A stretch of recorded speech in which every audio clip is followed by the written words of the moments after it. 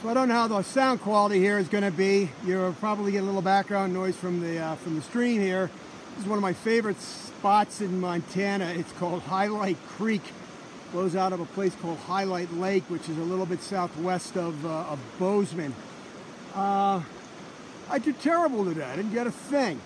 All I did was every time I tossed a trout fly in a pool, it seemed like I either hooked a branch or hooked a rock and kept losing flies all day, which is karma. Yesterday I was here and I did rather well, but if you know anything about fishing, that's pretty much par for the course. It's kind of a bit of a canyon, and so you know, whenever I'm coming down canyons like this with other people or hiking or something like that, it's very common that people say, "Be careful." I think that's what I like about my brother. When I'm with him, he's like, "You gotta be brave, you gotta be bold." You know, he never says, "Be careful." And I know there have been some people, when I've talked about that, they say, well, don't you hear God saying be careful in your prayer?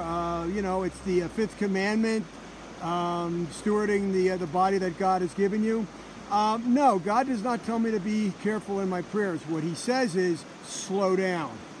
And he has in many ways, through events, kind of forced me to do that. Maybe I was just doing things too hectic today, and he just at one point said, "You want to know something? You're not going to work. It's not going to work when you're rushing. So why don't you just slow down? Look at the beauty of nature. Enjoy the time that you're here." And I really think that's there's something to be said. There's this scripture passage in the Psalms that says, "Be still and know that I am God."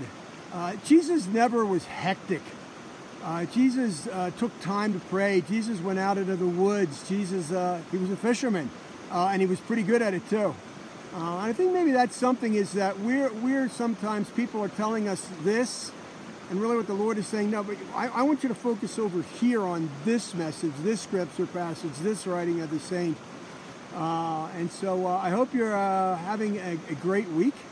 Hopefully maybe sometime between now and Christmas you'll be able to go out into nature and enjoy a little bit of the beauty that God has created, and listen to the Lord in his scripture, in his saints, and whatever message he's giving you, probably a good idea to listen to it and see what the Lord sends you in terms of a blessing. God bless.